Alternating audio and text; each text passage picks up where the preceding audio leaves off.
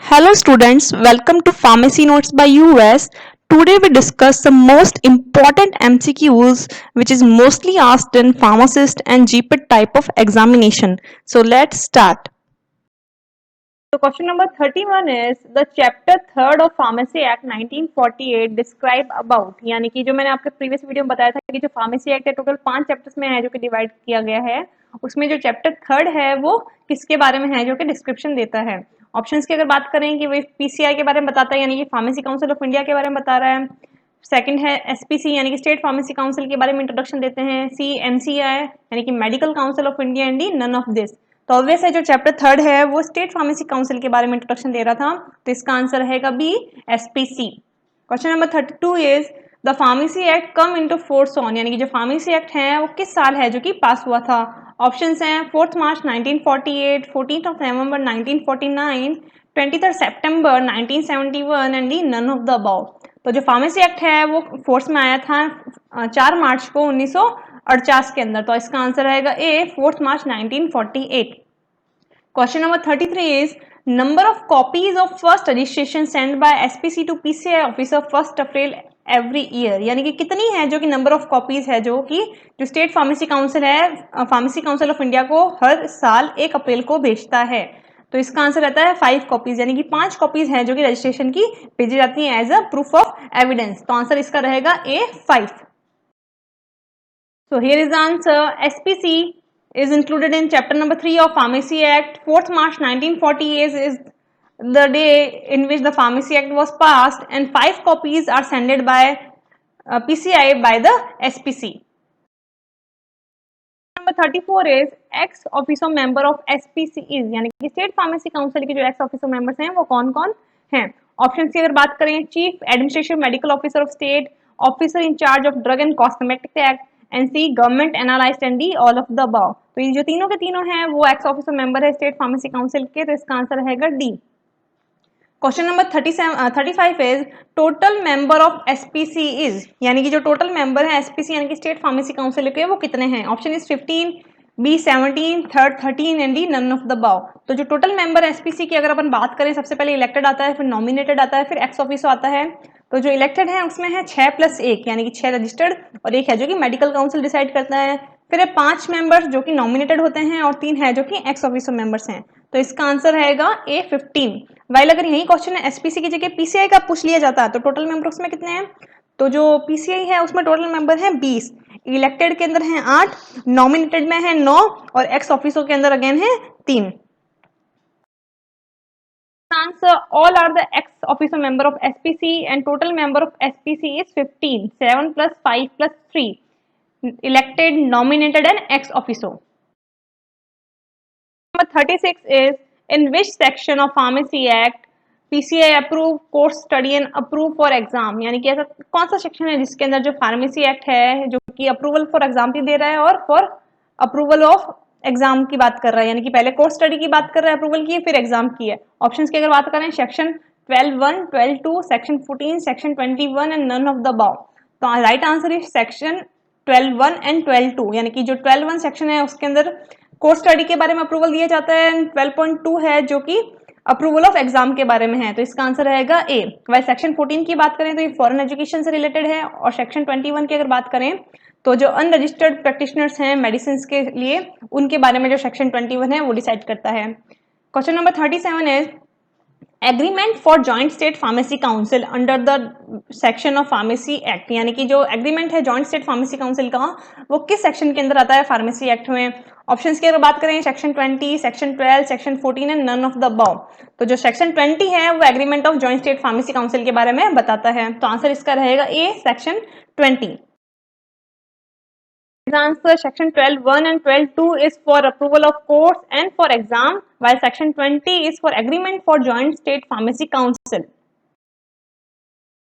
Question number 38 is first registration register is maintain by, यानी कि जो फर्स्ट रजिस्ट्रेशन है रजिस्टर का वो किसके थ्रू मेंटेन होता है।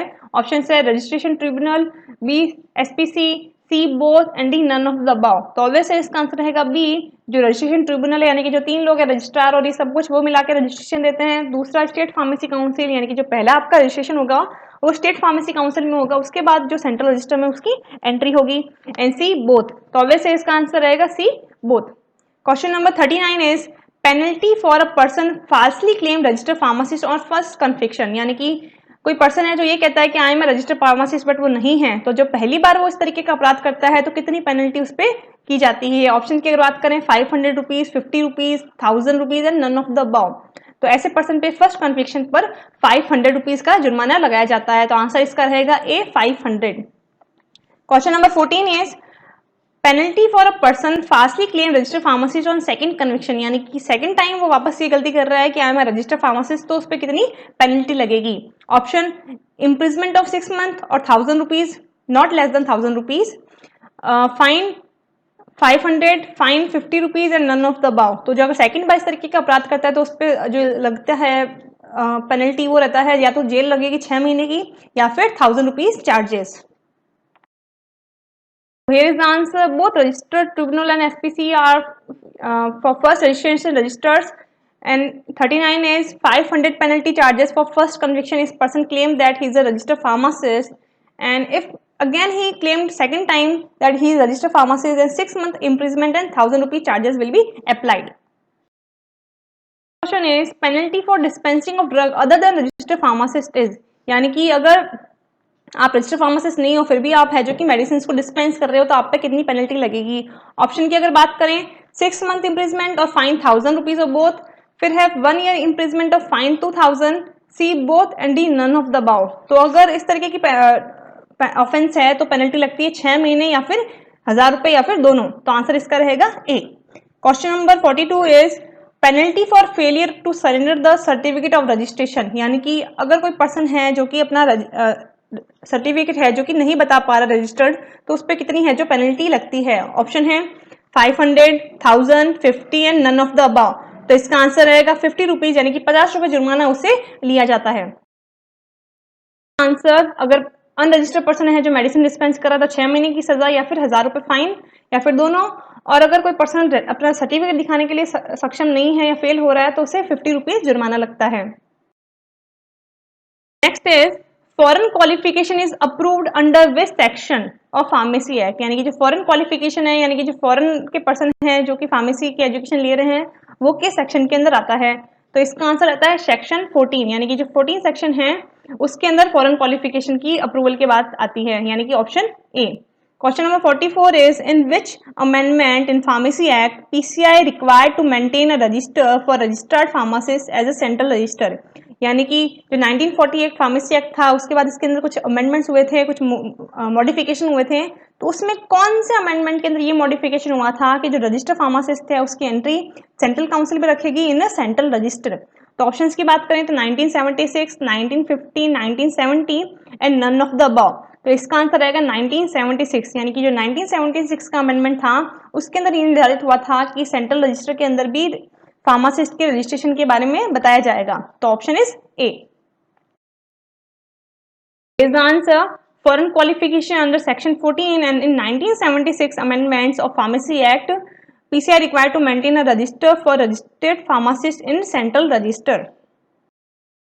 Number 45 is central drug laboratory located in which city, यानी कि जो सेंट्रल ड्रग लेबोरेटरी है वो कौन सी सिटी में लोकेटेड है। ऑप्शंस की अगर बात करें कसौली, बी कलकत्ता, सी इजातनगर और D none of the above. तो जो सेंट्रल ड्रग लेबोरेटरी है वो जो कलकत्ता के अंदर यानी कि वेस्ट बंगाल के अंदर है जो कि लोकेटेड है, तो इसका आंसर रहेगा डी कलकत्ता।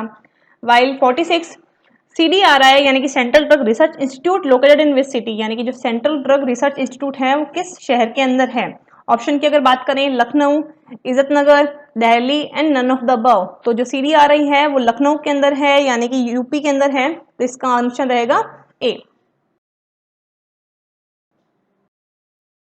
बात करते हैं Indian veterinary research institute placed in which city. जो इंडियन वेटनरी रिसर्च इंस्टीट्यूट है यानी कि जो जानवरों की रिसर्च इंस्टीट्यूट है वो कौन सी शहर में प्लेस्ड है। ऑप्शंस की बात करें जयपुर, जोधपुर, दिल्ली और इज्जतनगर। तो जो इज्जतनगर है वहां पे ये जो संस्था है वो जो कि अवेलेबल है, आंसर डी। फिर है 48 central research institute located in, यानी कि जो सेंट्रल रिसर्च इंस्टीट्यूट है वो किस शहर के अंदर स्थित है। ऑप्शन की बात करते हैं तो अपन कलकत्ता, कसौली, इज्जतनगर एंड लखनऊ। तो जो कसौली है उसके अंदर सेंट्रल रिसर्च इंस्टीट्यूट है जो कि प्लेस्ड है। तो आंसर इसका रहेगा बी। आंसर इज्जत नगर in Indian Veterinary Research Institute, while a central research institute is located in Kasauli. If you understand and enjoyed the video, please like, share and subscribe. Thank you.